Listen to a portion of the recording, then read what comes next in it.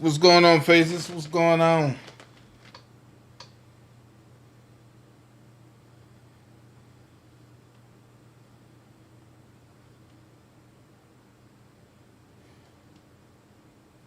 Hold on.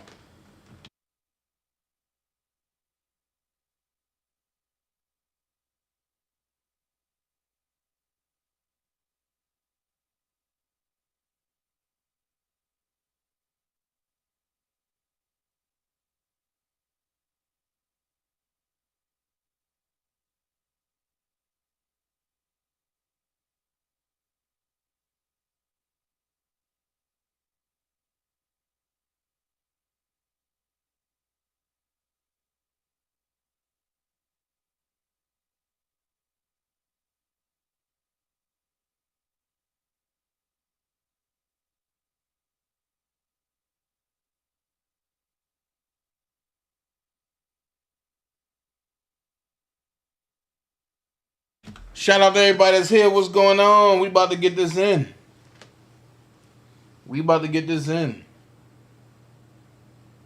Shout out to everybody that's here. What's going on? Hey, Tyree. Be more in the house. You know what we do. Let me send this thing out. You know what I mean?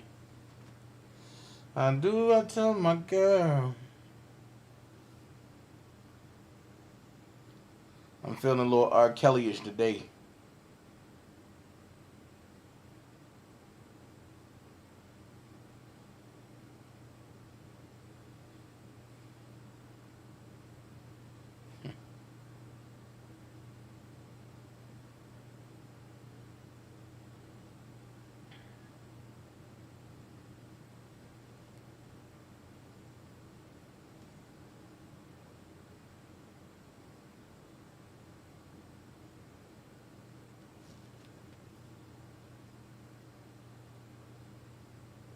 What's going on, everybody? How y'all doing? Bear with me for a second. I'm sending this out to all my friends.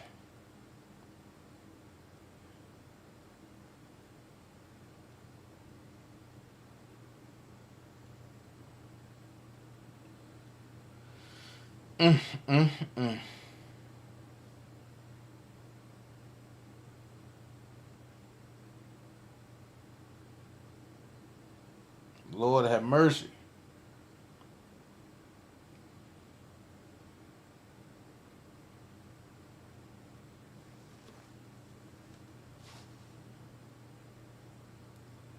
All right, well.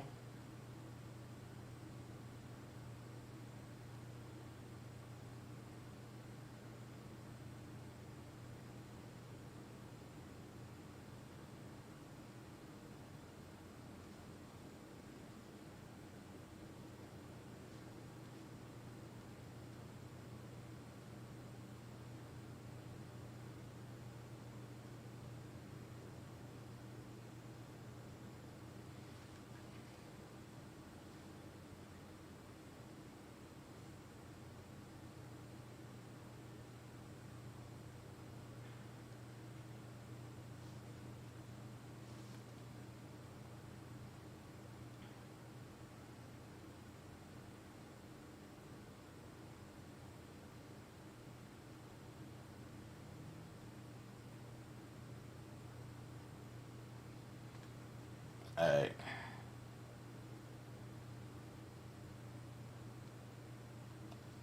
Let's go. Let's get it in.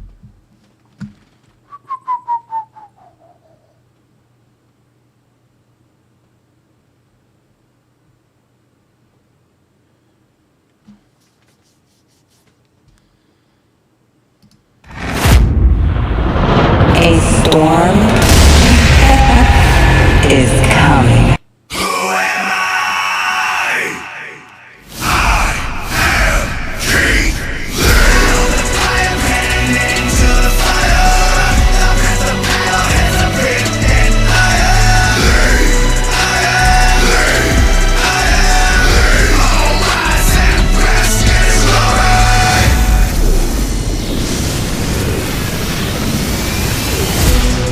my drop is limitless. You won't compare to this. I am a chisel from Brandon and giving a shot of adrenaline. You are the enemy, standing in front of me. Now watch what I do when the train coming through your position is fantasy. My time, my shine, ready to attack with one eye. Let's get up, get up, get up, get up. I am heading into the fire. I'm at the battle and the pit and I am all rise and rest is Laura. Reporting live from Baltimore, not the county. Baltimore, the real Baltimore, Baltimore City. You have Chelsea Nicole, and I know a lot of y'all do shows from Baltimore, but today you're gonna find out that you're not. I'm sorry, but I'm not sorry. Chelsea. I come from a city where we don't acknowledge the state. The B shit is took that in place. Watch how you speak about Baltimore, dummy. Wear hair 990s all on your face. No matter the city, they all wanna know about the wire and killings all over the news. These bitches digging out Xing on my niggas dick. Keep on Xing if they can say T. I'm trying to tell them, Baltimore ain't even Baltimore. DC is not even on a row. I pay for Virginia so much that I'm shot.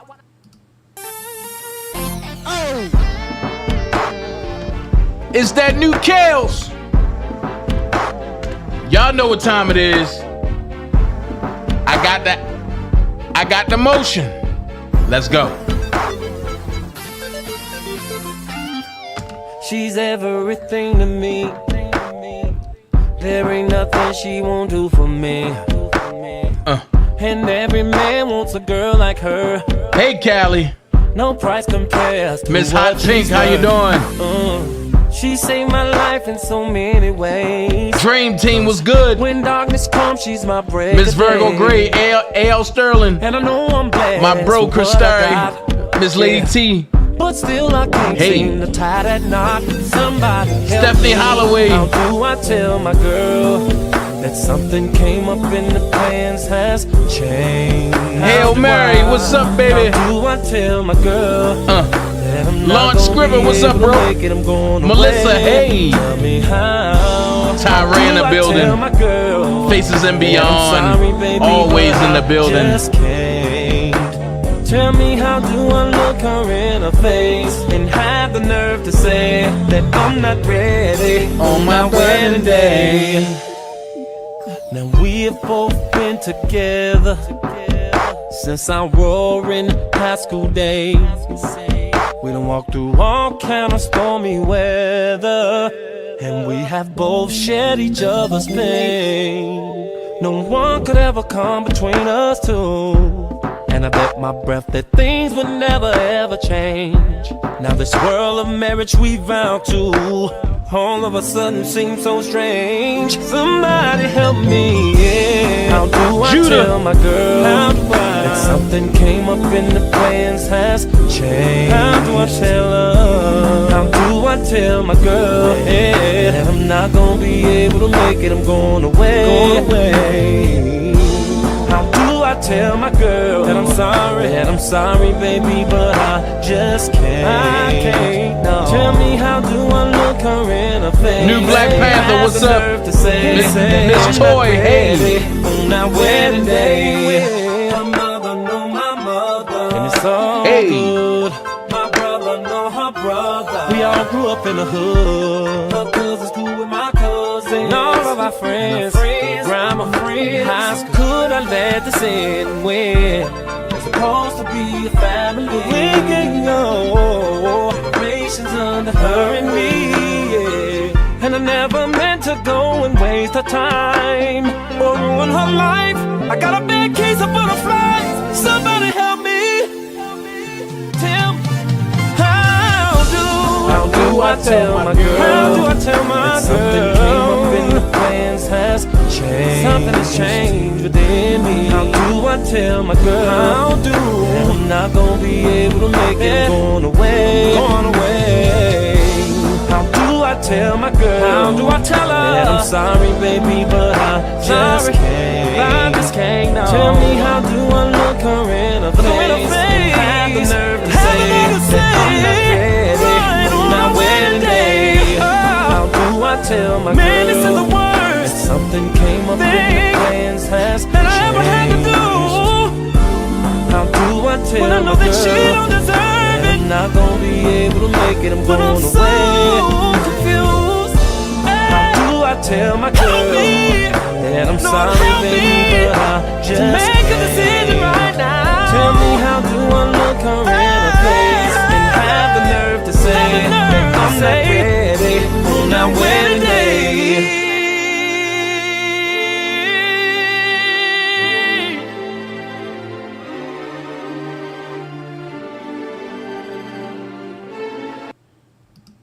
Quit playing. Let's go.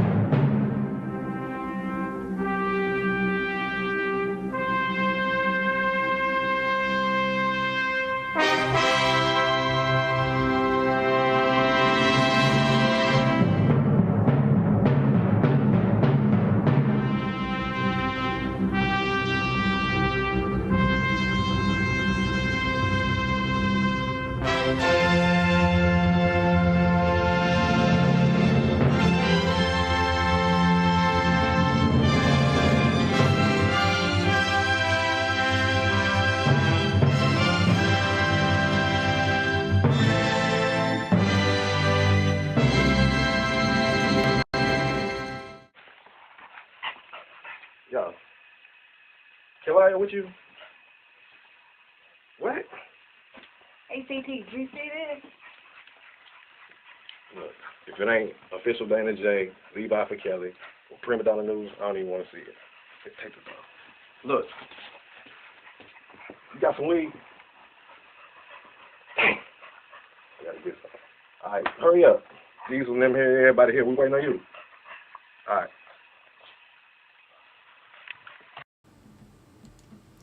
Hey, what's up? We getting into it, directly into it.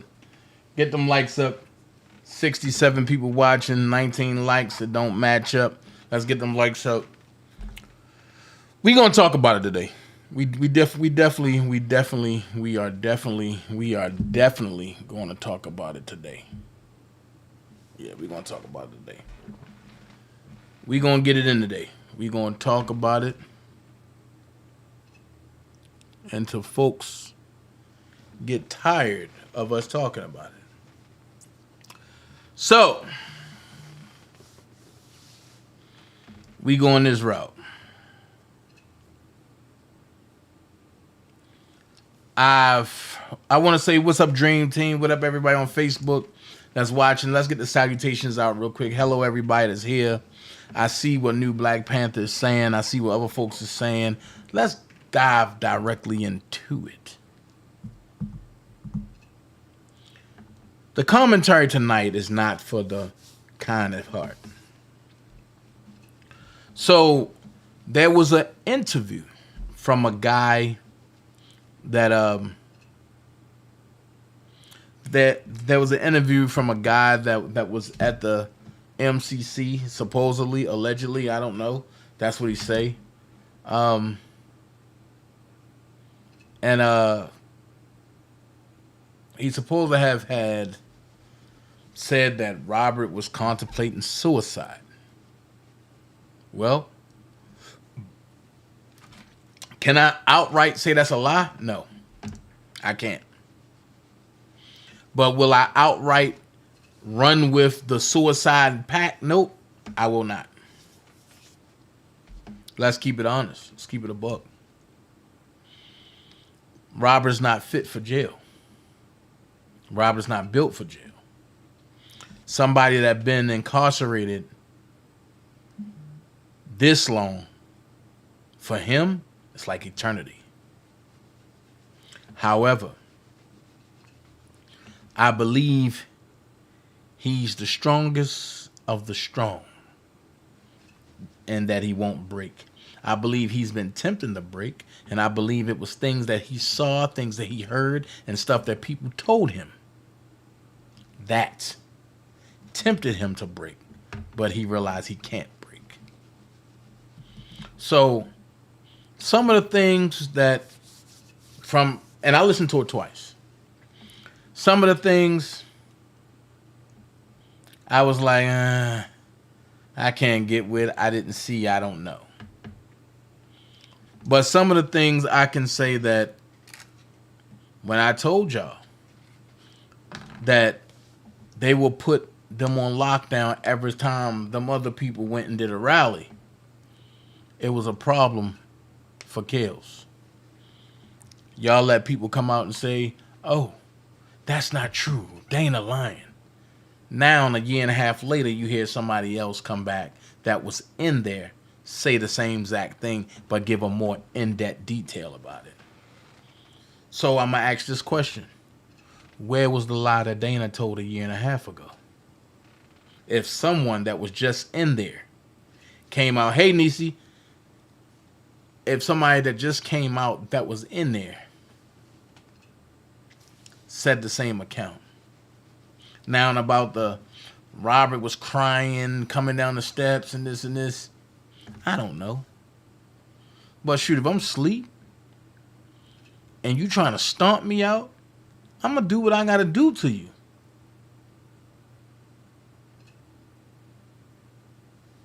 New Black Panther said, and I participated in that rally. Now I hate it. It's okay, bro. Because you didn't know. Like I said, everybody was wondering, well, why Dana don't show up to these other rallies? Why should I? It's nothing that I needed to show up for. I'm not their friend. They wasn't mine. I said from the jump, they are employees of Don Russell. So why would I be part of a rally that's getting Kales messed up? Think about it. First two rallies I did, Kales ain't get jumped on. The second rally, we was in front of the MCC. We went to the MCC. We talked to the warden and all that. The warden went up and took a message to Kales. Kales came back and gave another message back. I'm going to look through my archives and I'm going to show that message tomorrow night when I talk about Lisa and Cassandra.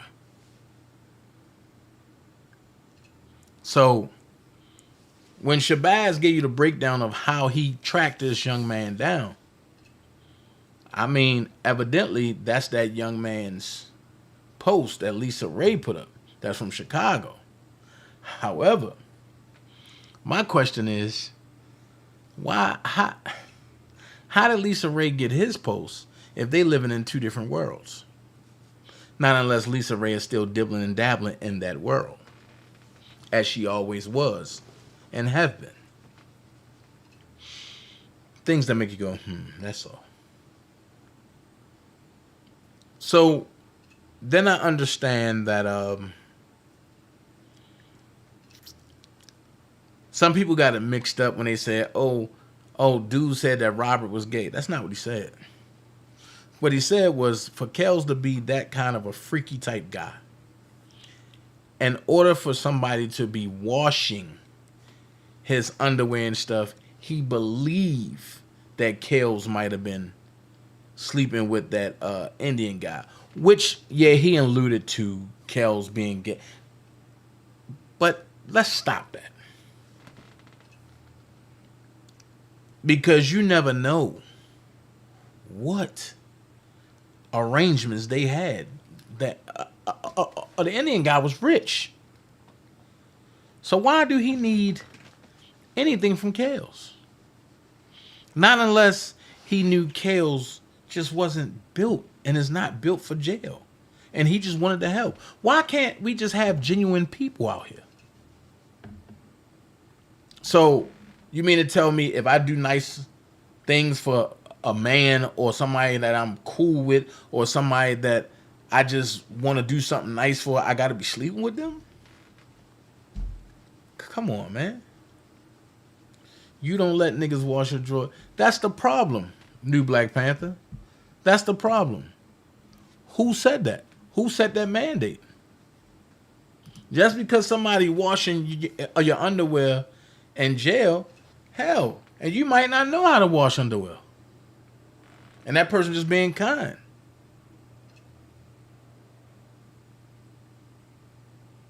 I'm just saying.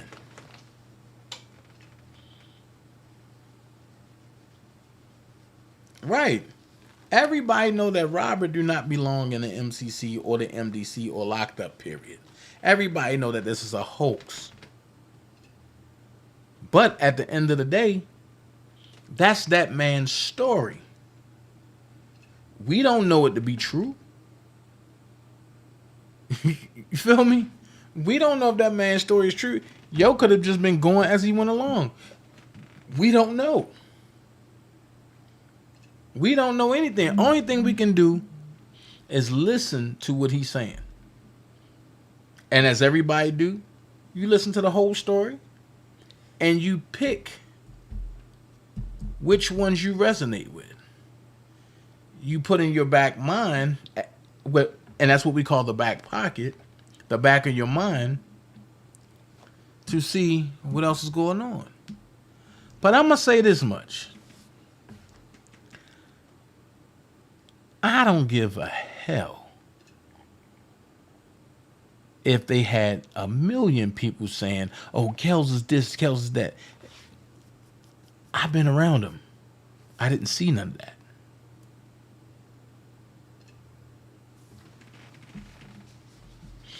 So if that's the case, then that's the case. But I don't see none of that. Now, what that prompt me to do is for me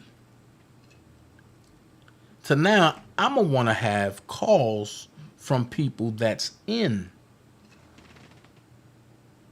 the MCC and the MDC. But one thing I can say is Shabazz is on his route to do what he's doing.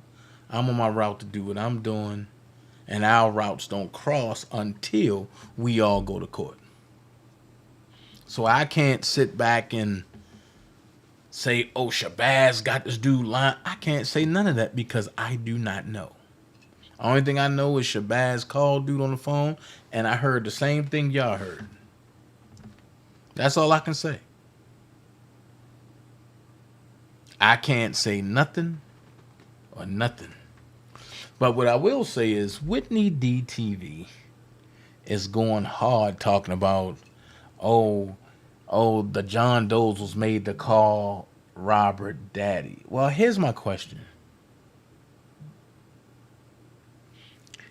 Why are we still talking about John Does when both of them said they was just saying that so that way they can lessen their time? Why are we still talking about John Doe? Y'all want Robert to be gay so goddamn bad. What is the myth to Robert that y'all want him to sleep with men when y'all only seen him with women? And of age women.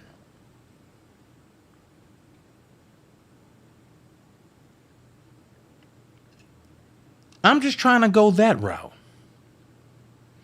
Why can't people just accept the fact that Robert do not want to do what the forces want him to do?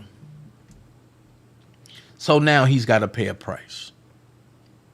A price that neither one of us is willing to pay, but he's paying that price.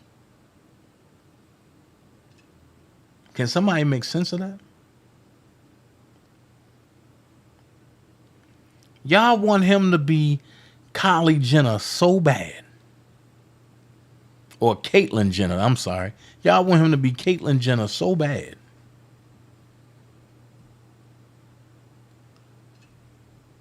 It just kills me.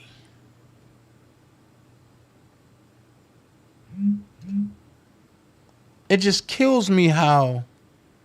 Whoa. I know I just didn't read that. I gotta do a story on that. Jesus Christ. I gotta do a story on that. Duh. I'm just trying to figure out, like, who's really there for him other than the real ones? That's what I want to know.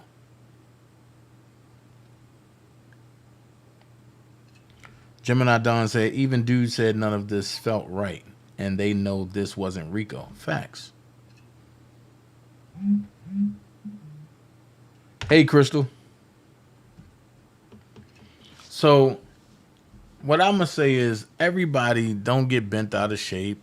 It's only an interview that it's just an interview that dude said that happened. We don't know if it happened.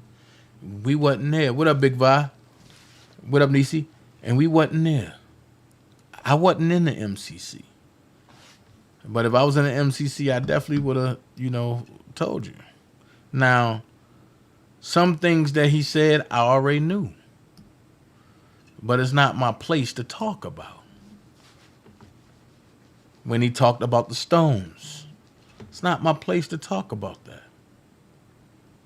But this ain't nothing new. Robert been a Stone for years. So all this, this. No, he's not with a gang. And the Stones are not a gang. So let's stop trying to make it a gang-affiliated situation. So when I looked on the internet before I went live, I seen one of my brethrens had a post that says "Surviving Jennifer Bogine." So I declared to run a series called "Surviving the Government and the Accusers of R. Kelly." And the reason why they say "Surviving Miss Bogine," because they know what stuff is like when it comes to her. So let's break it down. Let's do what we do. You know what I'm saying?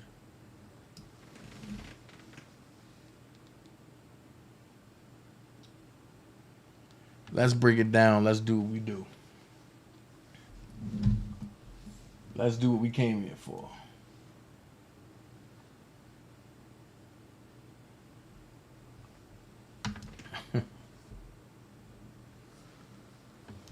So let's go here. Footy say, and my number's gone down, I gotta start a beef. Who am I starting a beef with? My numbers ain't going down. This is a whole new page. This is called Building from the Ground Up. I don't have to start a beef. I am the beef. I don't chase clout. I am the clout.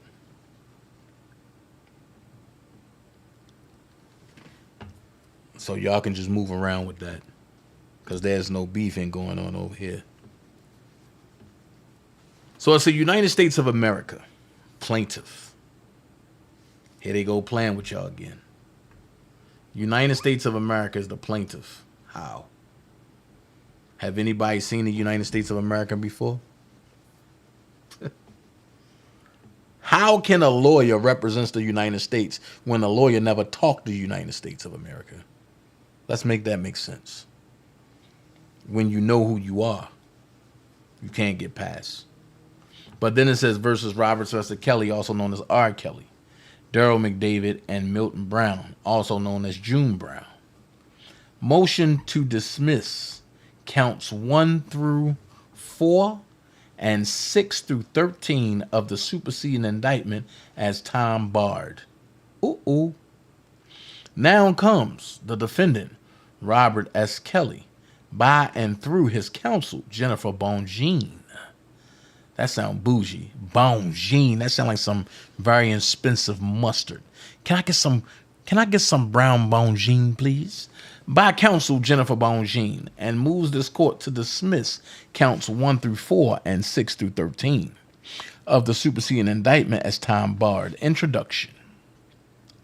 And its recently discovered enthusiasm to prosecute Mr. Kelly, the government reaches back a quarter century to bring charges of sexual abuse and receiving child pornography that have been long time barred. Count 1 through 4 of the indictment alleges child exploitation of minor 1 that occurred between 1998 and 1999.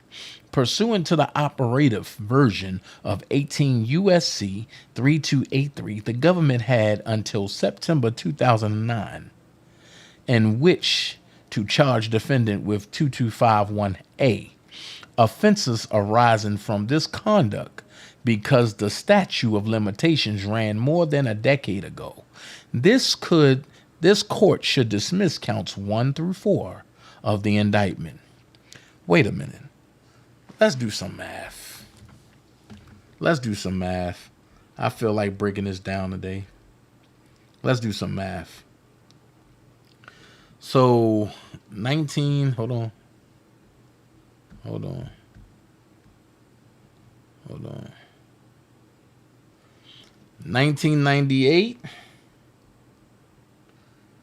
minus 2022. That's 24 years ago. 24 and 23 years ago. That's well past the statute of limitations. 24 and 23 years ago. That's well past the statute of limitations. And the government had until 2009. Let's go here. Let's do it this way. If they had until 2009, let's do it like this. 2009.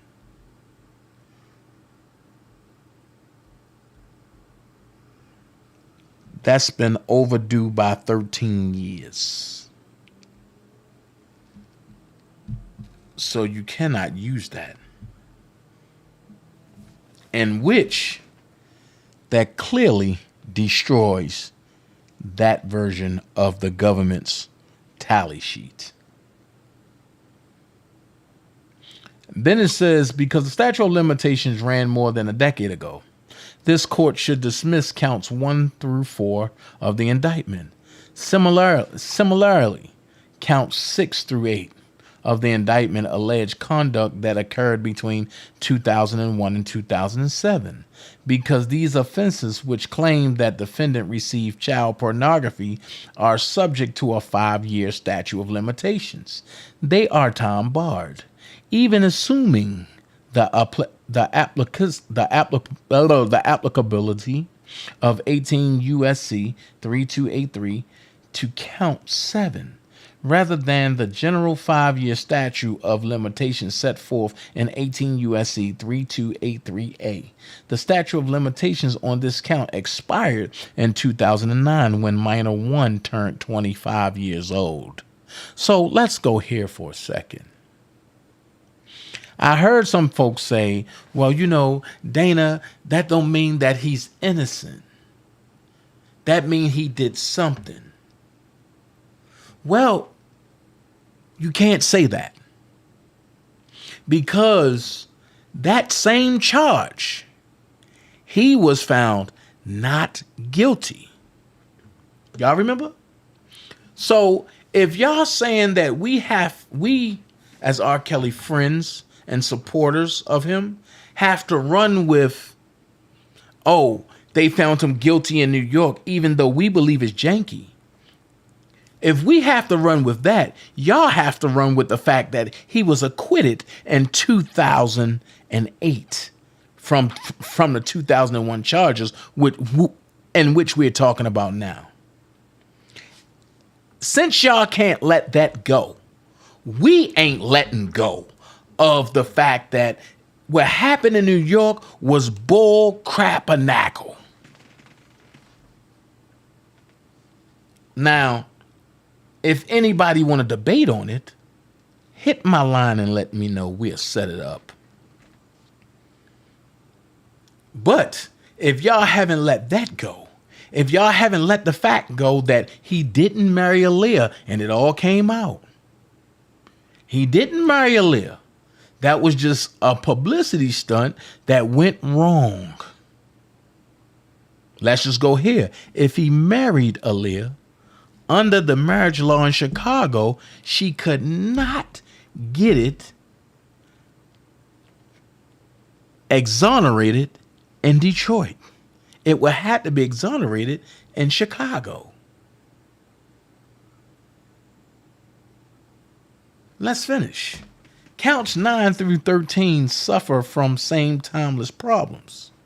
The Mann Act violations charged in counts 9 through 13 alleged conduct that occurred between 1996 and 2002, again, pursuant to the operative version of 18 U.S.C. 3283. The statute of limitations for these counts ran upon the minors' 25th birthdays, which occurred no later than 2009. Accordingly, this court must dismiss all counts of the indictment as time barred, with the exception of count 5, which was already subject of a motion to dismiss on statute of limitation grounds. Allegations. On February 13, 2020, the government filed a superseding indictment charging the defendant with 4 counts of child exploitation of a child. Conduct that allegedly occurred in 1998 or 1999, docket number 93.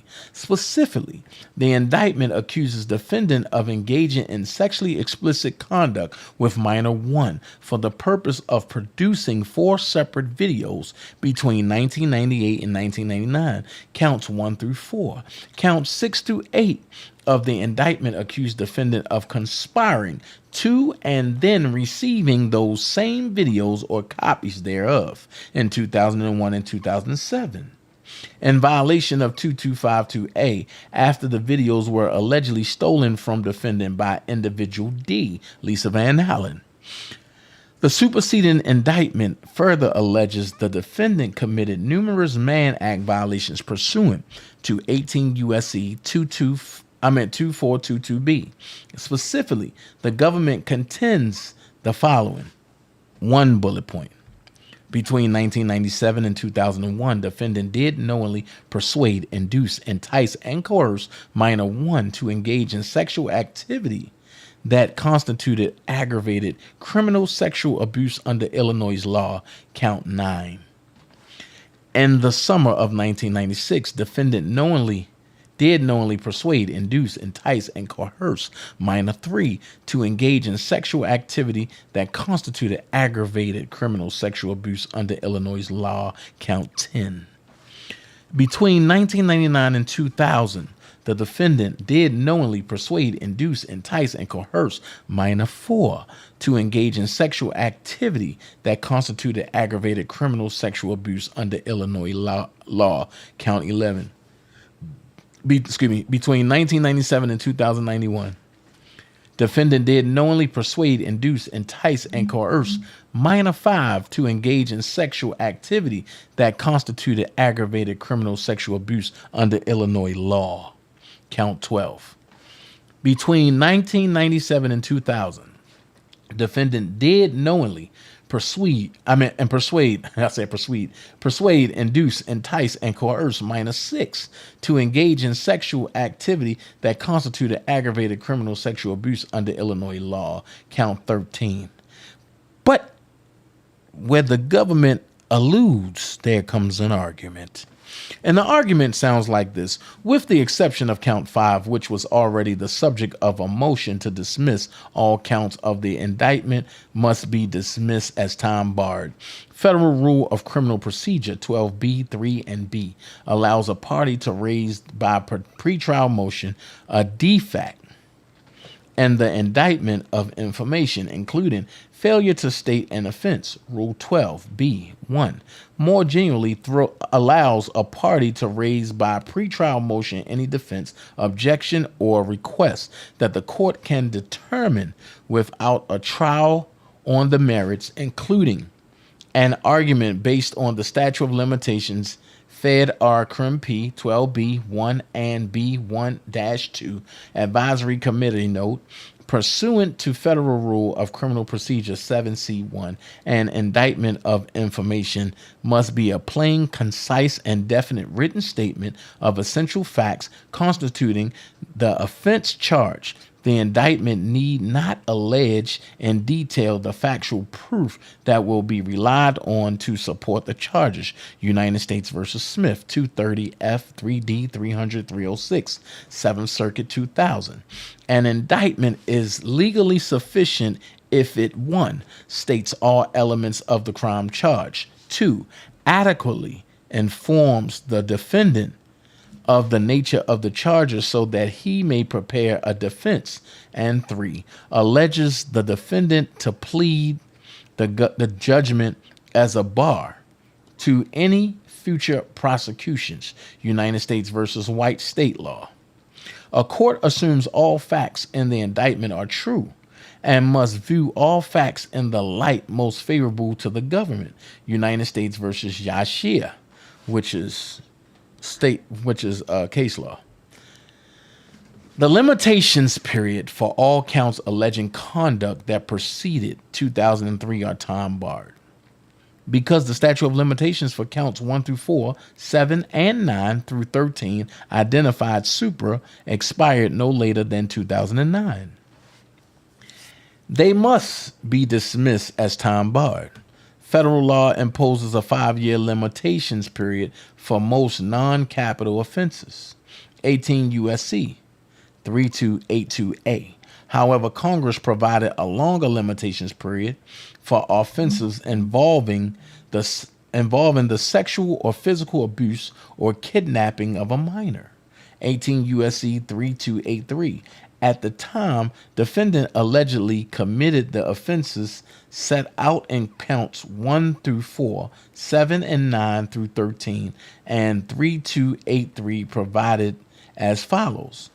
No statute of limitations that would otherwise preclude prosecution for an offense involving the sexual or physical abuse of a child under the age of 18 years shall preclude such prosecution before the child reaches the age of 25 years. 18 U.S.C. 3283, 1994. Thus, at the time of the charged conduct, the statute of limitations for offenses involving sexual abuse were extended until the victim or minor reached 25 years of age. Thank you so much, Ms. Lady T. Thank you so much, Lisa. With that saying, it's pretty much this is gone with the wind. By way of example, 3283 extended the 5-year limitations period for the conduct alleged in counts 1 through 4 of the indictment until September 2009, when minor 1 reached her 25th birthday. Minor 3 turned 25 minor 4 turned 25 in 2007. Minor 5 turned 25 in 96 turned 25 in, so they all turned 25. In 2003, Congress amended the statute, extending the statute of limitations through the life of a minor.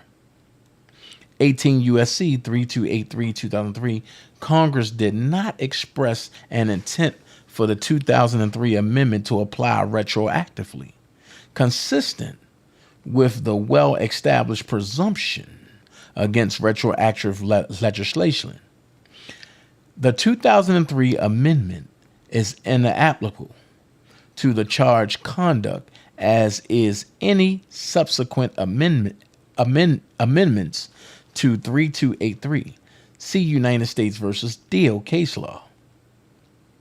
Applying the version of 18 U.S.C. 3283 in effect at the time of the defendant's offense rather than the amended version in effect at the time of the indictment. Jesus. Consistent with the established principle that criminal limitations statutes are to be liberally interpreted in favor of repose. This court should reject any argument in favor of retroactive application of the 2003 or the 2006 versions of 3283. Tosi versus United States case law.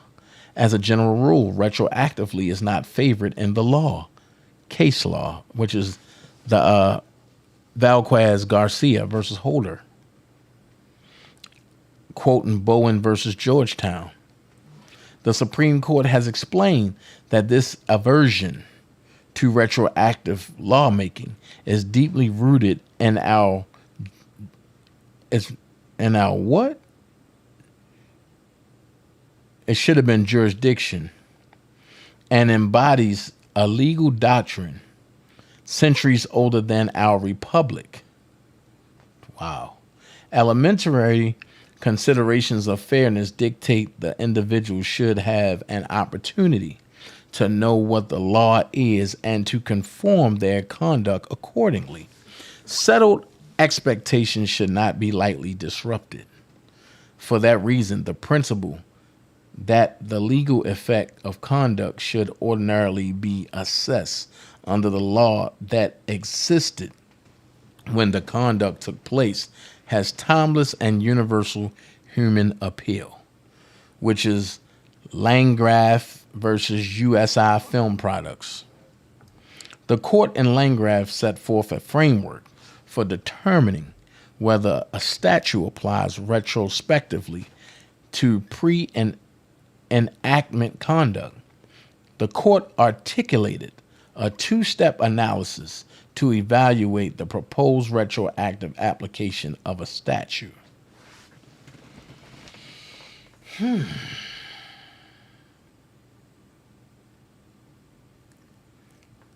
So, pretty much, Bonjean is at it again.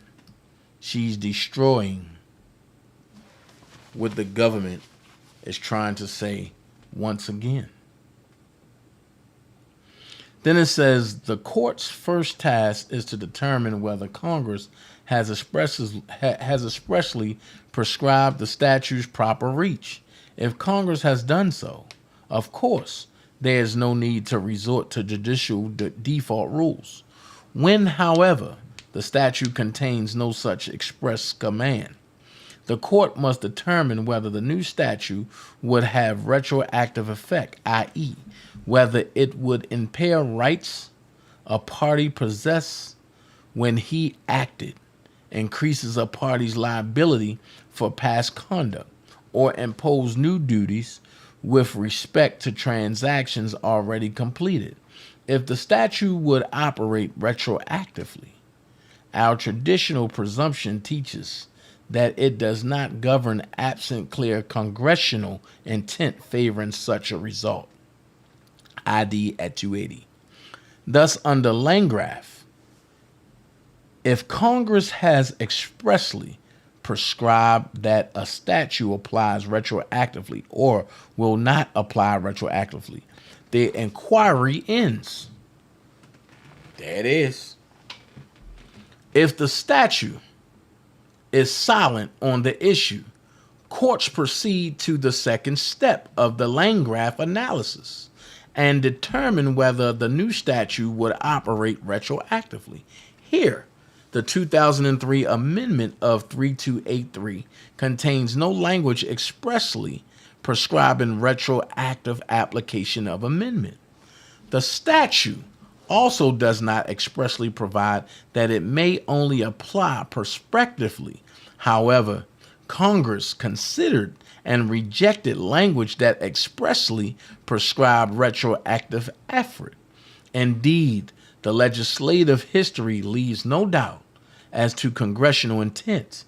The House version of the bill provided for the complete elimination of a statute of limitations and included an express retroactivity provision. Child Abduction Prevention Act, House Resolution 1104, 108th Congress 202-203, 2003. The Senate version contained no retroactivity provision. Project Act S 151, 108. Congress, when the White House and Senate conference to resolve differences between the bills, the retroactivity provision was omitted. Senator Leahy, one of the bill's original co-sponsors and a former chair of the Senate Judiciary Committee, stated on the Senate floor, the omission was intentional. I am pleased that the conference agreed to drop language from the original House passed bill that would have extended the limitations period retroactively. Senator Leahy Amber legislation. I mean, she's going deep into this.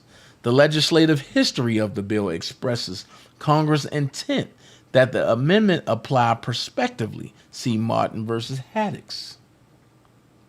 That's case law. Our inquiry is not limited to the statutory text, but may include an examination of standard ensigns of statutory construction, such as the statute's truck and legislative history. In sum, Congress affirmatively rejected and proposed retroactive application provision, indicating its intent that the statute apply prospectively.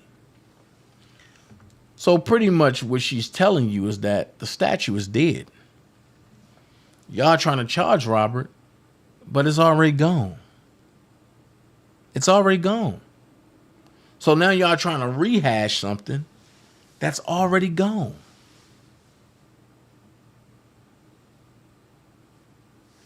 Even if this court concludes that Congress' intent is not expressed, retroactive application of the 2003 amendment fails to pass the second prong of the Langford test, the United States Supreme Court held in Stogner versus California. 539 U.S. 607 case law.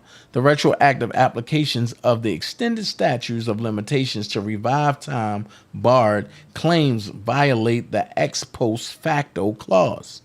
The government is sure to argue that the 2003 amendment did not revive time barred claims in this case, but rather extend the limitations period for prosecuting those offenses before the limitations period expired.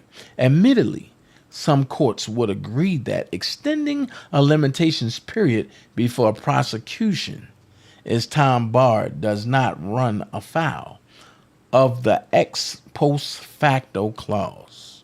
See E.G. Baldwin versus City of Greensboro. However, an analysis of the retroactivity of a criminal statute of limitations under the second step must recognize the principle that unlike civil statutes of limitations, criminal limitations are to be liberally interpreted in favor or repose. That's Tussie or Tausi. It's case law. And also United States versus Gentile case law. Jesus Christ. Observing that if Langford and Tulsi are read in conjunction, courts must interpret the statute of limitations in a manner favoring repose for defendant. As the First Circuit has acknowledged, Tulsi potentially alters the second step in the Landgraf approach in criminal cases. United States versus Miller. That's case law. In other words, when Congress has sounded an uncertain trumpet, a court ought to refrain from applying an enlarged criminal statute of limitations retrospectively. As discussed supra, Congress sounded an uncertain trumpet regarding the retroactivity of the 2003 amendment when it affirmatively removed a retroactivity provision from the bill. In light of Tulsi, this court should reject a retroactive application of the 2003 amendment, even it is not the equivalent of an ex post facto violation, because it runs afoul of familiar considerations of fair notice, reasonable reliance, and settled expectations. Put differently, defendant urges this court to read the second step of Landgraf as providing broader protections for criminal defendants that the ex post facto clause. Statutes of limitations applicable to criminal prosecutions are designed principally to protect individuals from having to defend themselves against charges supported by facts that are remote in time. United States versus Rivera versus Ventura. That concern is acute in this case, where the government seeks to rely on the retroactive extension of criminal statute of limitations to prosecute a case based on conduct that is more than 2 decades old. Since the time of the alleged conduct, memories have faded and have been corrupted. Documents have been lost or destroyed, and witnesses have died to the detriment and prejudice of defendant. Retroactive application of the 2003 amendment would not only fly in the face of congressional intent, it would violate notions of fundamental fairness. B. Counts 6 through 8 are also time barred since the limitations period for those counts was 5 years rather than the extended period set out in 3283. Even if the 2003 amendment is retroactively applied to defendant's conduct, counts 6 through 8 would still be time barred because 3283 does not apply to those offenses. Section 3283 extends the statute of limitations only for offenses involving the sexual or physical abuse or kidnapping of a child under the age of 18 years. But count 6 through 8, which charges conspiracy to receive child pornography, and the completed offenses is not necessarily an offense that involves sexual abuse of a minor. Stop right there for a second. If count 6 through 8, which charges conspiracy to receive child pornography, conspiracy is just a simple act of knowing. I have a question for everybody. Why haven't Jim Daryagas been charged with conspiracy? Things that make you go, If you're going to charge him with conspiracy to receive child pornography, didn't Jim Daryagas put it on record that he received the video from somebody? Didn't CNN anchor say that she watched the video that she received from somebody? Didn't Michael Avenatti say that he have the video? So I have a question. Isn't that conspiracy to receive child pornography and having possession of child pornography? If we're going to do this, let's do this right. If we're going to do this, let's do this right. And then it says, and the completed offenses is not necessarily an offense that involves sexual abuse of a minor. So I have a question. That means Jim Daryagas, Lisa Van Allen, are the two guys that had it. Michael Avenatti, Sparkle, all of them need to be charged with conspiracy. The problem is the real enterprise is the people who's trying to keep this man locked up.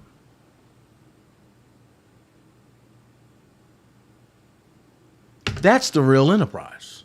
So let's continue reading.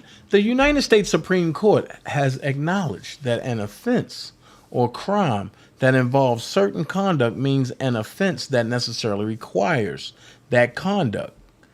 Schaller versus United States case law. Then it says, stating that offense that involves language requires us to look to the elements and the nature of the offense, rather than to the particular facts at issue. The Supreme Court has recently reiterated that In all but the most unusual situations, a single use of a statutory phrase must have a fixed meaning. United States versus Davis. Thus, only if the offenses necessarily entail the identified conduct can it be said to be an offense involving that conduct. That's Kawashima versus Holder case law. Interpreting offenses that involve fraud or deceit to mean offenses with elements that necessarily entail fraudulent and deceitful conduct. This approach dates back to Bridges versus United States case law, where the court construed the Wartime Suspension of Limitations Act extension of statutes of limitations for any offense involving fraud or attempting fraud against the United States. 18 U.S.C. 3287 1950, emphasis added. The Supreme Court held that the extension was limited strictly to offenses in which defrauding or attempting to defraud the United States is an essential ingredient of the offense charge, Bridges case law. Thus, the court held that charges that the defendant knowingly made and conspired to make false statements in a naturalization proceeding, and that he aided and abetted a fraudulent certificate of naturalization, where subject to the general statute of limitations and not the exception, because fraud is not an essential ingredient of such offenses. Even if the conduct alleged could be construed as fraudulent in a general sense of the word. See also United States versus Morgan. 393 case law. Okay. When interpreting 18 U.S.C. 3237A, a venue statute that states any offense involving the use of the mails, transportation in interstate and foreign commerce, the court held that the most natural reading of the statute is to construe any offense involving by reference to the elements of the offense at issue. Under the necessarily entails approach, 3283 does not apply to counts 6 through 8, since conspiracy to receive child pornography and the completed offenses of receiving child pornography do not necessarily entail the sexual abuse of a child. And United States versus Contentos case law, the court held that 3283 did not apply to a charge of possession of child pornography. Looking to the elements of the offense, the court concluded that although the production of the pornography did involve a sexual abuse of a child, the offense of possession of the child pornography did not involve sexual abuse, and thus was subject to the general statute of limitations. The court wrote that a producer of child pornography will possess it at the time of the abuse and is insufficient to change our view that the offense of possessing child pornography itself does not involve an act against a child, i.e. the sexual abuse of a child, ID at 817. Consistent with the preceding authority and principles of law, count 6 through 8 of the superseding indictment that charge defendant with conspiring to and receiving child pornography is subject to the general 5-year statement of limitations, because those offenses do not necessarily entail the sexual abuse of a child. As such, the statute of limitations for those offenses expired no later than 2012, which was 10 years ago, making those counts time barred. Now, here's the conclusion. For the foregoing reasons, this court should dismiss the entire superseding indictment, which the exception of count 5, which was already the subject of a statute of limitations challenge. Respectfully submitted, Jennifer Bongine. So with that being said, the government is trying to reach back and throw everything at Robert Sylvester Kelly. Anything that they heard, they thought about, they can see, they throwing it at Robert Sylvester Kelly. And then you got to look at this. The brother that talked to Shabazz said they will send anybody, mainly not nobody new, but somebody that you are familiar with.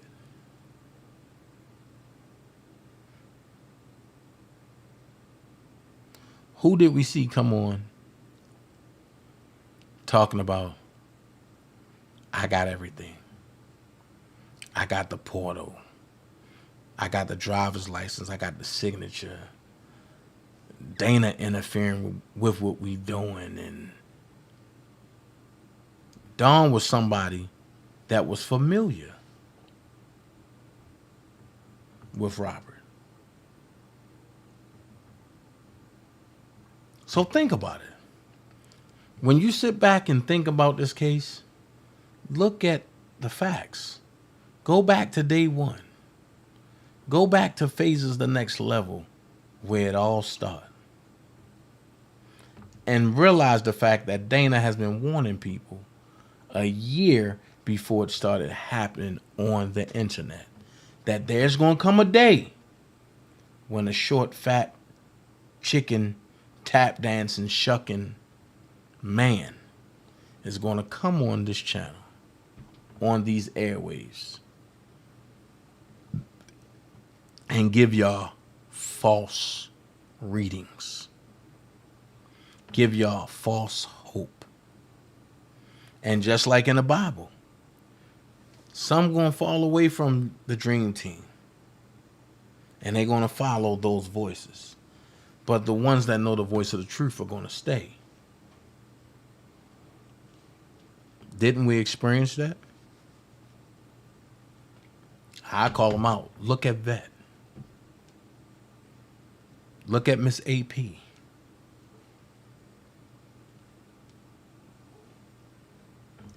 Let's look at all the folks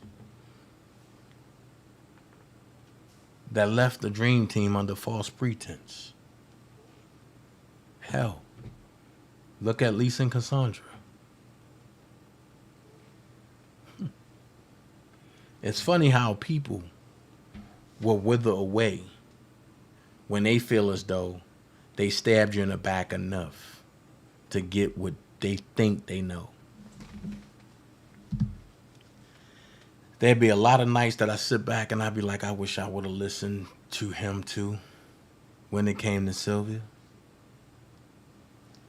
But then there comes some nights where I say, if I never would have listened, would this have played out the way it played out? What up, Lord T? My thing is this. I had to take this road. And if I had to do it all again, I wouldn't do it this exact same way, but I would walk this road again. Some people I wouldn't even entertain a conversation with. But I had to learn the hard way. And because certain things is going on, you see they charging Robert with a lot of stuff. You know, I'm going to go back to that interview for a second.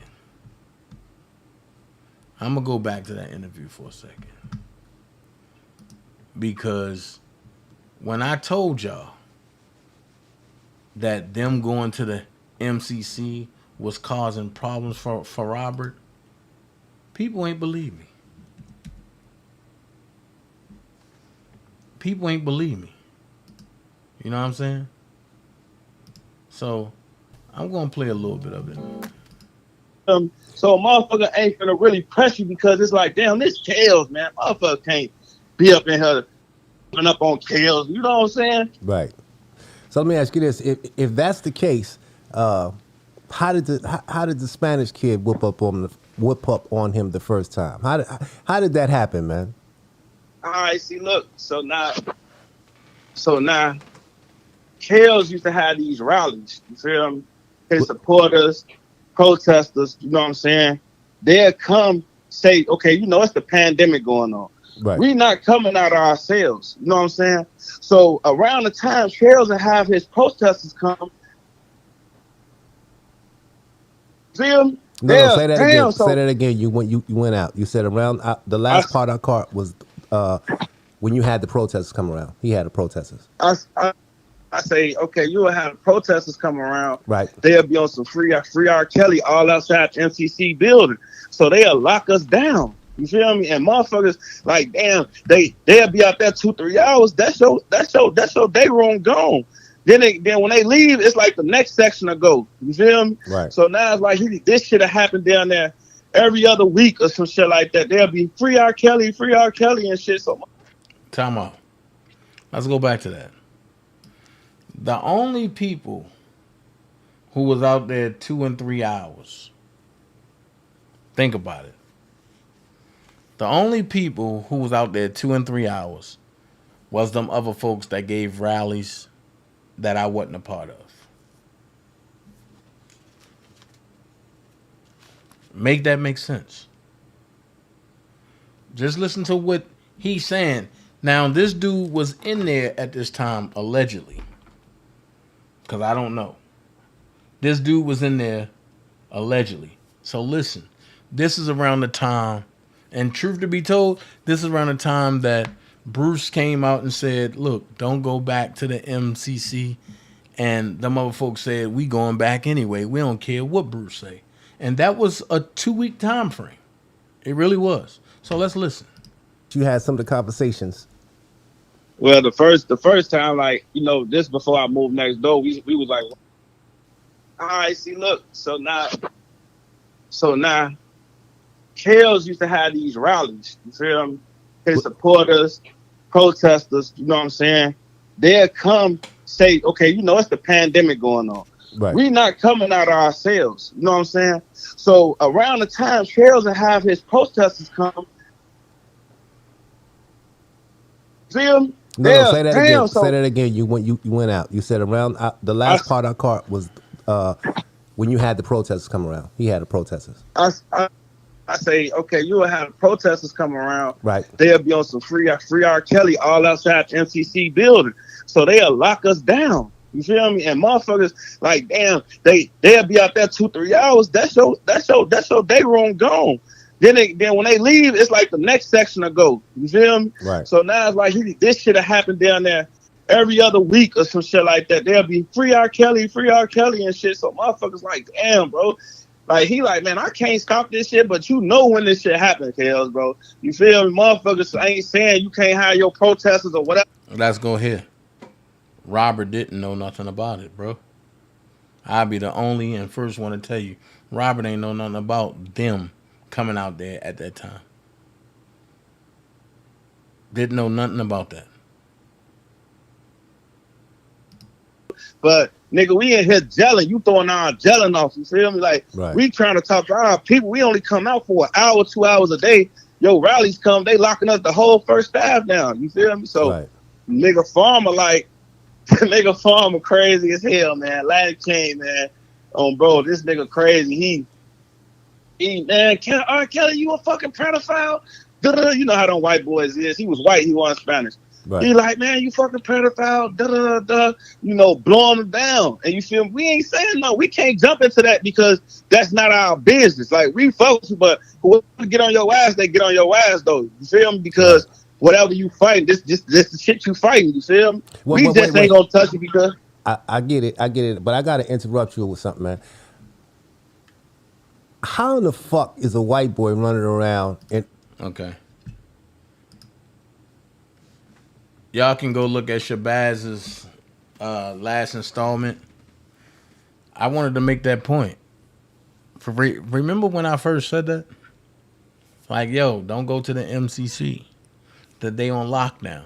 Every time y'all go there, it's gonna cause a problem for Chaos. Sylvia and the rest of her crew at the time, along with them other folks, said, Dana, you don't know what you're talking about. There ain't nothing going on. Then you hear Kels get stomped out.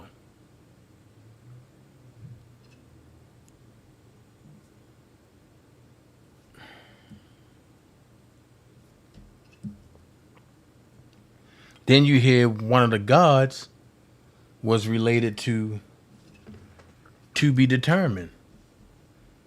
And the God, the one that let Farmer go. So you don't know what really happened. Because this dude is giving a whole nother account. At the end of the day, let's just listen.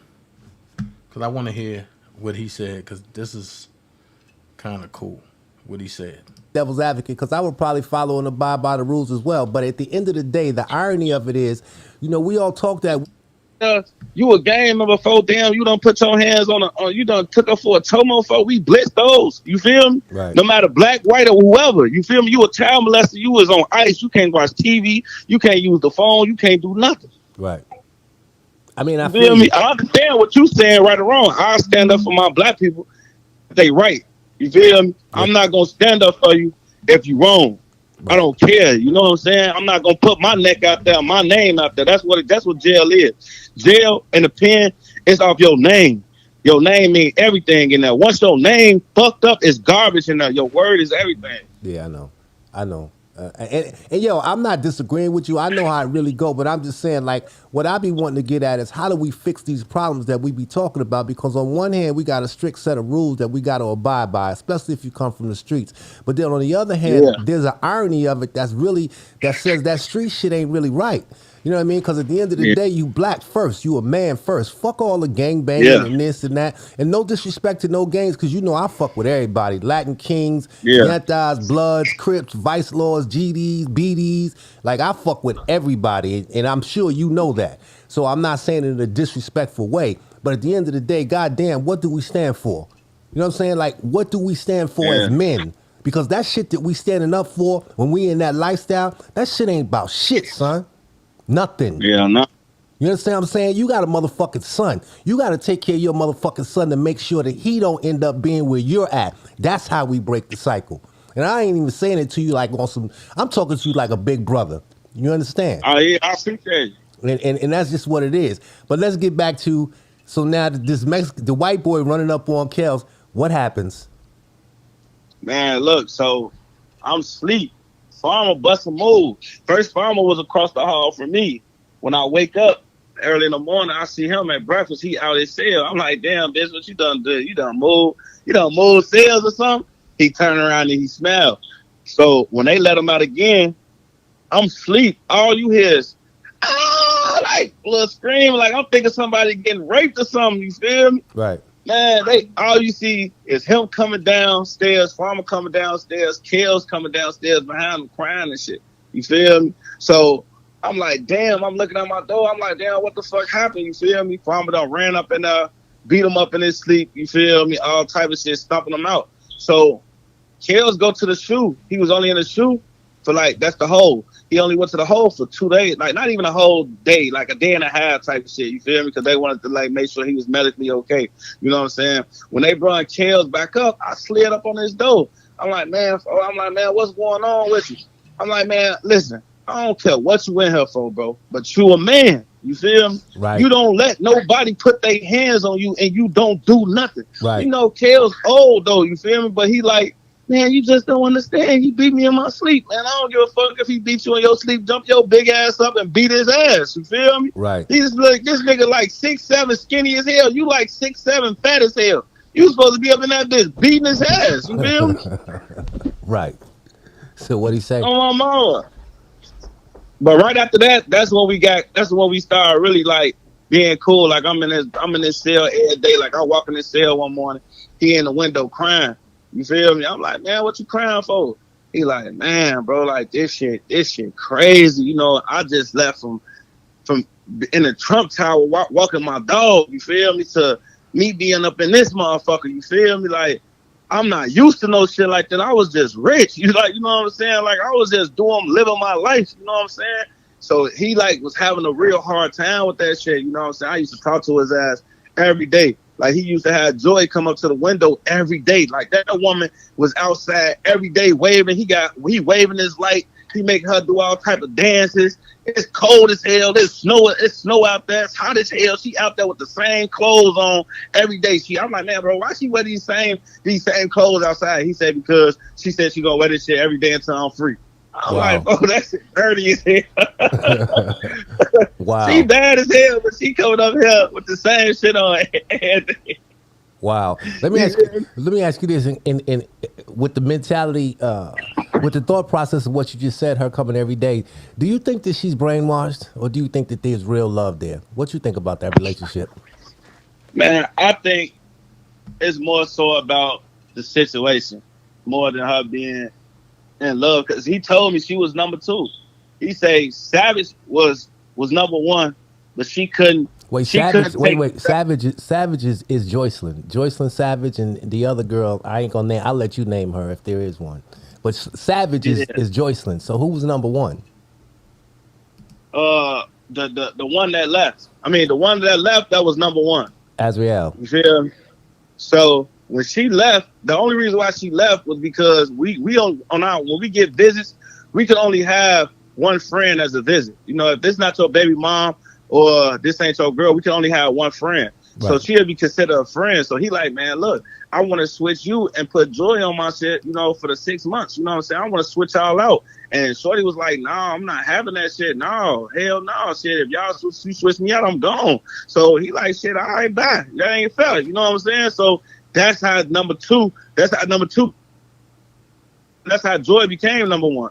You feel me? Because the Shorty left, and then, you know, they was fighting because Shorty tried to steal a Grammy, steal all his Grammys and shit like that. And Joy was like, hell no, you can take everything else. The bitch took the dog and everything. She took everything. She was like, you can't take these Grammys, though. Wow.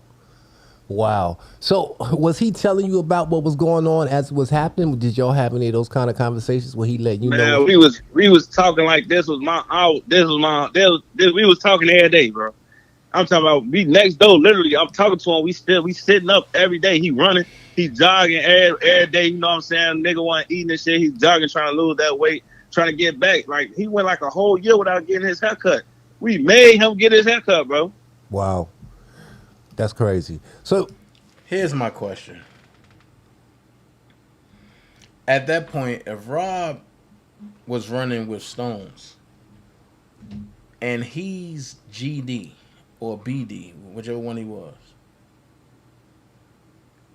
who is we? Because the Stones going to protect their own.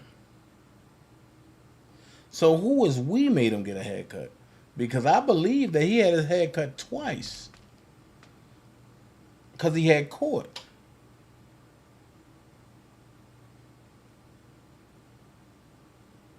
I'm confused about some things. Because he came to court with his haircut. So who is we made him get his haircut?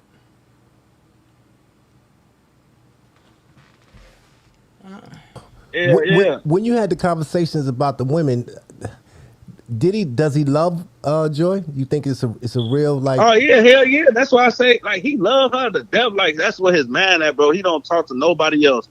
Like, that man got a lot of fan mail. He do everything. His time go to that girl. Like, he called that girl, bro. Like, I can honestly say that shit. Like, that nigga love that girl, bro. That nigga talk to her every day. Man, he can't read his ass for real. I thought that shit was a myth. Like, he can't write. I thought that shit was a myth, for real. So how he get his, when he get his mail and shit, what he do with it? Man, because he had the Indian writing and shit. He got the Indian typing all his emails and sending his emails out and all that shit, you know. Watch this.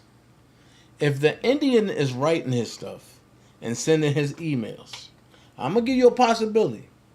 Could it have been that Glenda and Sean and them got a hold of that Indian guy and they're working together since Robert can't read and write? But I'm going to still stand on this because it's facts. If you are deleted from core links, you have to be accepted. How was Hollywood Next just added back if it's the legit core links without her accepting it?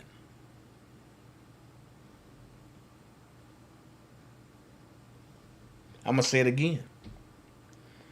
When Glenda and them deleted Hollywood Next off of the bootleg core links for Robert, how was Hollywood Next added back to core links without Hollywood Next accepting the invite to be added back?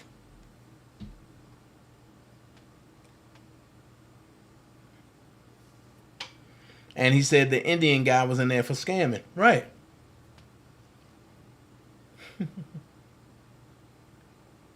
Let's make this make sense. Oh, so it's not really, it's not really him. It's the Indian sending this shit out. Yeah. Sending the shit out like thank you. Like he responded to all his little fan mail and shit like that with this piano with the kills and shit. That's his autograph. Let me ask you this: do you think, because you said the protesters was fucking up the routine in jail, do you think some of the fans that he has on the outside, do you think they help him or hurt him? It's legally in jail. I mean, they really the cause of some of the shit that he went through and you know what I'm saying? Like, as far as like them when they was in the MCC part, all the protesting and shit, that's cool. I feel like y'all can go protest away from a federal building. You know what I'm saying? Because y'all can go protest in the park. He don't need to see that y'all protesting for him. He already know he got love out here because this is R. Kelly, the king of R&B. This is R. Kelly. He don't need to see his protesters. He know they out there. But once y'all bring it and y'all fucking up what's going on the inside, we don't give a fuck about what's going on the outside. We don't care what's going on the outside. We trying to call our friends and our family on this inside, and y'all throwing that off. So when y'all leave, he still got to be in her. When these doors pop, he still got to be in her. You feel me? Right. So have you ever talked to him about that and explained that to him so he could tell them to stop the shit, or what? Nah, he just be like, I don't. He say, man, I can't control that shit. Or he'll be like, shit, hey, it is what it is. Like he can't control that shit. He old. You feel me? Like, I used to always talk to him. Like, I used to sit down and talk to him. I'm like, man, one of the questions I asked him, I'm like, you remember that interview he had? And he was like, they trying to kill me. Yeah, Gail King. Look, if y'all want to watch the rest of that, go to the As Is podcast. As THE space ASIS space podcast. That's Shabazz podcast, and you can listen to the whole 1 hour and 15 minute and 31 second interview.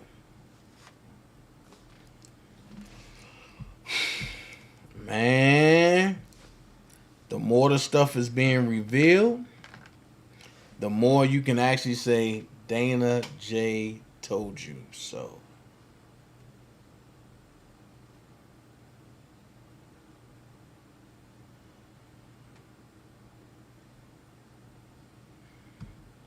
Lily Clay, I don't know who you are talking about, but I don't know. I'm just saying. It's crazy. So, I was going to read the whole thing, right? All 41 pages, right? So, I'm going to start off, and this is the Ghislaine Maxwell. See the date file 4/29/2022. And Nathan J. Allison, Circuit Court, Circuit Judge, sitting by designation. So let's read what it says. In 2020, the defendant Ghislaine Maxwell was indicted for her participation in a scheme to entice, transport, and traffic underage girls for sexual abuse by and with Jeffrey Epstein. Stop. I thought Jeffrey Epstein was dead. Why didn't they say the late Jeffrey Epstein or the deceased Jeffrey Epstein? I told y'all some things just don't make sense. And when you catch the wordplay, you'll see what it is. It says, in 2020, the defendant, Ghislaine Maxwell, was indicted for her participation in a scheme to entice, transport, and traffic underage girls for sexual abuse by and with Jeffrey Epstein, her longtime companion. The government at trial presented extensive witness testimony from multiple victim witnesses and others, as well as corroborating documentary and physical evidence. The testimony and other trial evidence established the defendant's role in grooming and recruiting underage girls and using the cover of massage to perpetrate sexual abuse. I'm going to stop there. Why wasn't they given the Mann Act? Why wasn't they given the RICO charge?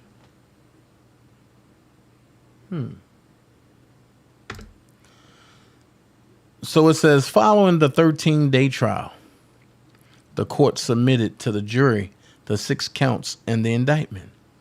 The jury deliberated for over 5 days and returned a verdict of guilty on 5 of the 6 counts. 2 of these counts of conviction charged the defendant with substantial violations of federal statutes that target sexual abuse of minors. The Mann Act, as to count 1, they did give it a Mann Act. The Mann Act, as to count 1, 4, and Trafficking Victims Protection Act, as to count 6. The other 3 counts of conviction, counts 1, 3, and 5, charged the defendant with conspiring with Jeffrey Epstein to violate those same statutes from 1994 to 2004. Before the court are the defendant's post-trial motions, making 4 alternative arguments for vacating some or all of her 5 counts of conviction. First, the defendant argues that judgment may be imposed on only one of the 3 conspiracy counts, i.e. counts 1, 3, and 5, because they are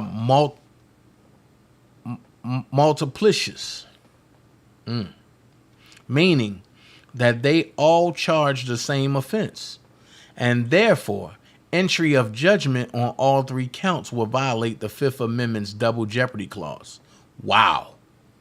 Second, she reports under Rule 29 of the Federal Rules of Criminal Procedure that the court acquit her of all counts because there is insufficient evidence for any rational juror to find her guilty beyond reasonable doubt.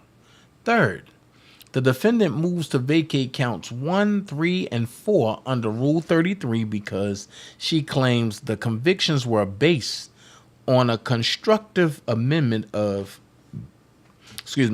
or variance from the indictment. And fourth, she requests that the court vacate all 5 convictions because the government intentionally and prejudicially delayed its prosecution. With one exception, the motions are denied. The Rule 29 motion challenging all counts of conviction is denied because the jury's guilty verdicts were readily supported by the extensive witness testimony and documentary evidence admitted at trial. So wait. So they prosecuted her. They prosecuted her with a documentary as well? This must be the new wave at federal court. Further, those counts of conviction match the core of criminality charged in the indictment presented by the government at trial and on which the jury was accurately instructed. The defendant's contrary claim of a constructive amendment of or variance from the indictment rests on an implausible and speculative interpretation of a single ambiguous jury note. In addition, The court concludes that the government did not intentionally delay its prosecution and, in any event, the defendant's ability to prepare a defense was not prejudiced by any delay. The court does conclude, however, that the 3 conspiracy counts charge the same offense and accordingly are multiplicious. The government concedes that count 1 is multiplicious with count 3, but argues that count 3 and count 5 nevertheless involve distinct conspiracies. The court concludes that count 5, like counts 1 and 3, charges the defendant's participation in the same decade-long unlawful agreement with the defendant's continuous co-conspirator Jeffrey Epstein. The overarching conspiracy, which, as the government argued and proved at trial, employed a single playbook to groom and sexually abuse underage girls, constitutes a single conspiracy offense with multiple victims. Because the double jeopardy clause prohibits the court from imposing multiple punishments for the same offense, the court will enter judgment on count 3 alone among the conspiracy counts. This legal conclusion in no way calls into question the factual findings made by the jury. Rather, it underscores that the jury unanimously found 3 times over that the defendant is guilty of conspiring with Epstein to entice, transport, and traffic underage girls for sexual abuse. The court grants the defendant's multiplicity claim. Oh no. The court grants the defendant's multiplicity claim. The defendant was indicted on 6 counts. 1, conspiracy to entice individuals under the age of 17 to travel in interstate commerce with intent to engage in sexual activity illegal under New York law in violation of 18 U.S.C. 371. 2, enticement of individuals under the age of 17 to travel in interstate commerce with intent to engage in sexual activity illegal under New York law and aiding and abetting the same in violation of 18 U.S.C. 24222. 3, conspiracy to transport individuals under the age of 17 to travel in interstate commerce with the intent to engage in sexual activity illegal under New York law in violation of 18 U.S.C. 371. 4, transportation of an individual under the age of 17 with the intent to engage in sexual activity illegal under New York law and aiding and abetting the same in violation of 18 U.S.C. 2423A2. 5, conspiracy to commit sex trafficking of individuals under the age of 18 in violation of 18 U.S.C. 371, and 6, sex trafficking of an individual under the age of 18 and aiding and abetting the same in violation of 18 U.S.C. 1591. 2, S2 indictment docket number 187. In 2 prior pretrial motions, the defendant requested that the court dismiss 2 of the 3 conspiracy counts, that is, counts 1, 3, and 5, as multiplicities, given that all 3 were premised on the defendant's participation in a single criminal conspiracy with Epstein. To punish her for all 3 counts, she argued, will violate the double jeopardy clause.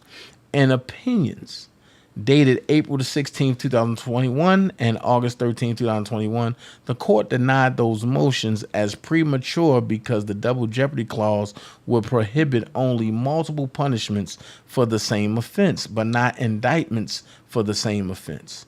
United States versus Maxwell case law.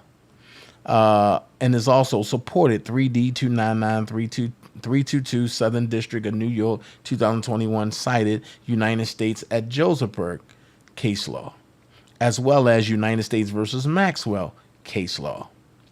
Because the jury convicted the defendant on all 3 conspiracy counts, the defendant now requests that the court impose judgment on only one of those counts. Maxwell BR at 19, docket number 600. The government concedes that counts 1 and 3 are multiplicitous and agrees that the court should not impose judgment on count 1. But it argues that counts 3 and 5 are distinct offenses premised on distinct criminal conspiracies, and so the court should impose judgment on both. On consent of both parties, the court will not impose judgment on count 1 because it is multiplicitous. For the reasons that follow, the court further grants the defendant motion to also not enter judgment on count 5 because it is also multiplicitous with count 3. Jesus Christ. Jesus Christ. Woo! Good God Almighty. So basically, her charges are being chopped down one by one. What time y'all have? 11:02? Okay. Applicable law. The double jeopardy clause of the Fifth Amendment guarantees that no person shall be subject for the same offense to be twice put in jeopardy of life or limb. U.S. Constitution Amendment 5. That guarantee serves principally as a restraint on courts and prosecutors, ensuring that a court does not exceed its legislative authorization by imposing multiple punishments for the same offense. Brown versus Ohio, also Moores versus Reynolds. Case law. An indictment is multiplicious and therefore implicates double jeopardy. When it urges a single offense as an offense multiple times in separate counts, when, in law and fact, only one crime has been committed. Maxwell, 534. Dag, that's her own case law. Quoting United States versus Chaco. A claim of multiplicity cannot succeed. However, unless the charged offenses are the same in fact and in law, United States versus Jones case law and United States versus Estrada case law. If the two offenses at issue are both conspiracies charged under the same statute, then the multiplicity inquiry turns on whether the two conspiracies are the same. In fact, meaning they involve the same agreement. United States versus Arago. Okay? Also, United States versus Ansaldi. And United States versus Gaskin. Then it says, to survive a double jeopardy attack, the government will have to show that the two schemes involve distant agreements. Yet, whether the evidence shows a single conspiracy or more than one conspiracy is often not determinable as a matter of law or subject to bright line formulations,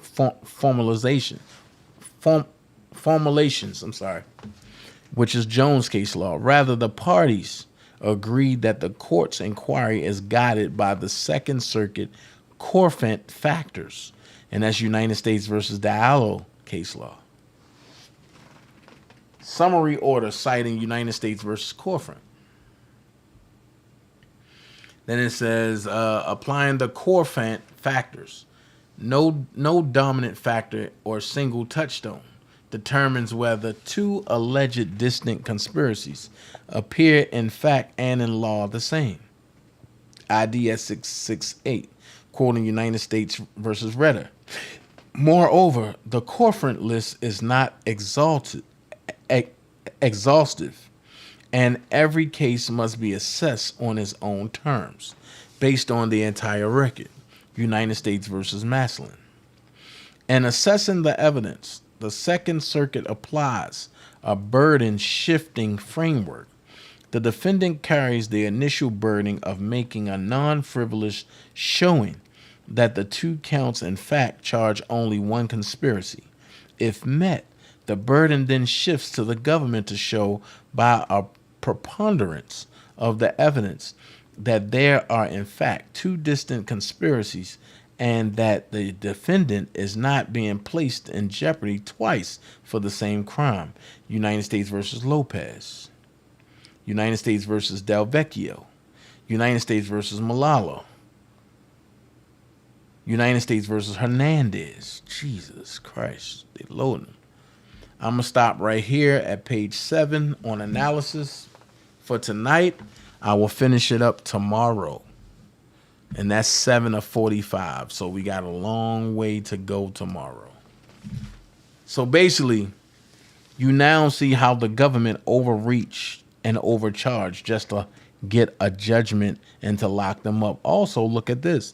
The judge that oversaw the Ghislaine Maxwell case has been uprose to a higher position. So she's not even there. I wonder why Ann Donnelly pushed the date up all of a sudden. What is her uprising? And I keep saying it. Where are you going? On that note, I want y'all to understand this much. Robert is innocent. Even though he was found, and I'm not going to say found guilty, even though they conspired to make him guilty, Robert is innocent. I believe that. I stay with that. I rock with that. I keep that through and through. I keep that through and through. With that being said, I'm going to leave y'all with a Robert note. Then I'm up out of here. Y'all be blessed. See y'all tomorrow morning, 10:30. Let's go.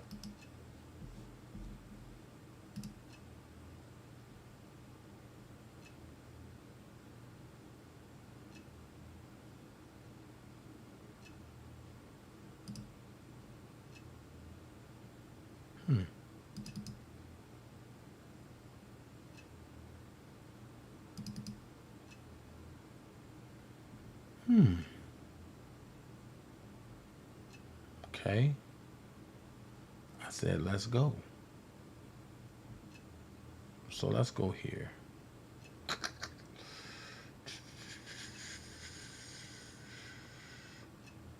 Let's go here.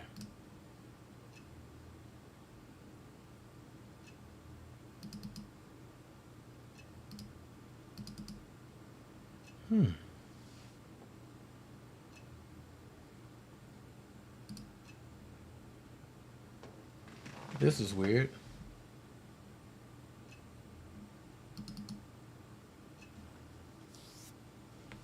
Okay.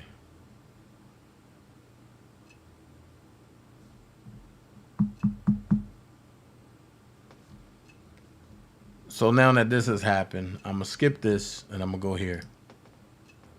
If you're looking for a social play platform that's made for us, designed by us, created by us, come on over to WeGotUps.com.